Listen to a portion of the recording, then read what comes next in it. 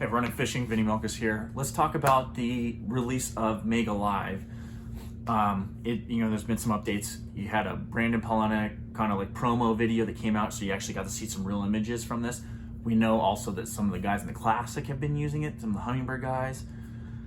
I'll be honest, what we've suspected before, and a lot of guys brought up, the images, the quality of the unit is not comparable to the Lowrance active target or the live scope. Which we suspected, like I've talked about in other videos, without having that processing power of the black box, you're relying on the head unit, you're just not going to get the same quality. With that being said, I think that it is a little bit better than like Lowrance's version of their old live site, which didn't have a black box. It is definitely better than that. I think they did incorporate some of the technology from the company. You can see it in their transducer, but those transducers, I can't remember what the company is. It's in my previous video. Those things were 30, 40 grand. Now, in order to sell a transducer at $1,500, that's, if you say the cost of goods, the cost of materials to build that on a $40,000 transducer is like what, 15, 20,000 maybe.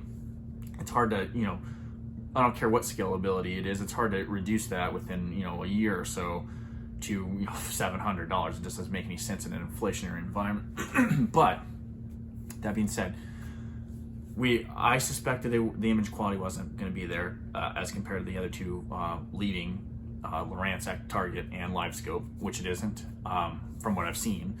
But if you are a Johnson Outdoors guy, if you're a Humminbird guy, this will allow you to integrate that technology, and it is a useful tool.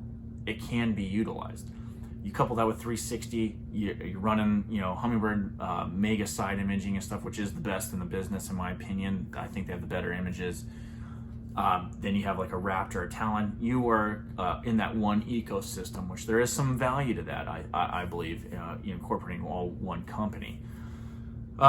Maybe they'll come out, I would like to see them come out with a live 360. I think that would be of value as well. But they're in this market now. They've got a competing product, and if you have a Humminbird and an Ultrex and all that jazz, you're probably, this is something to look at, something that can help you get in the game, and you don't have to run like an extra Garmin unit. Or I think more people have the extra Garmin unit just for live scope than people are buying like Lowrance stuff, because you can get in a Garmin live scope for fairly cheap, but you can now have that in one ecosystem. But yeah, the images are not comparable in my opinion to the active target, to the live scope.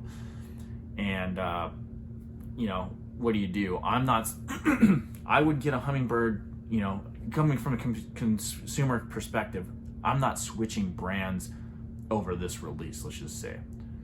I would more likely switch to a Humminbird, run it to get the mega side imaging or the 360, but I would not, I don't see anybody doing that, switching from like a Lowrance or a Garmin to go to that because of this live sonar addition to their little lineup, because it just doesn't look that impressive. And if you look at the landscape one, which you have, if you're running those already, the Johnson Outdoor ecosystem, the Humminbirds, the 360, it doesn't really matter to you. But when I look at the landscape, I was like, man, that is one of the crappiest images I've seen. Granted, at least you have landscape, like it said, it's a step above a Lowrance live site, but you take into the account that there is no black box. The processing and putting those images together, that's why Lowrance and Garmin have the black box, because you can't tell me Lowrance's head unit and Garmin's head unit are that far behind hardware wise to like a Helix or Solex. I don't think there's that much of a disparity. So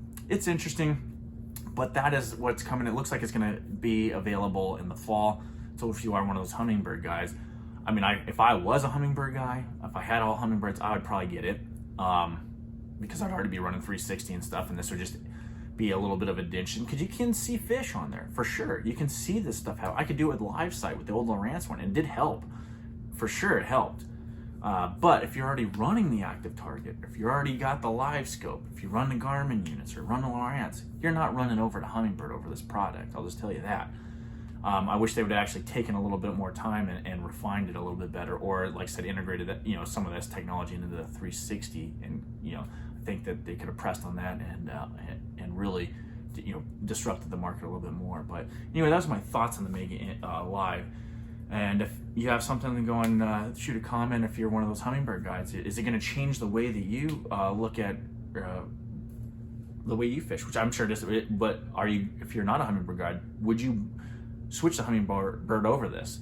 I mean, I would, like I said, I'd switch the Humminbird over the Mega Live image, or the Mega side imaging, but not necessarily this. And it just is what it is. But anyway, like, subscribe. I'll talk to you later.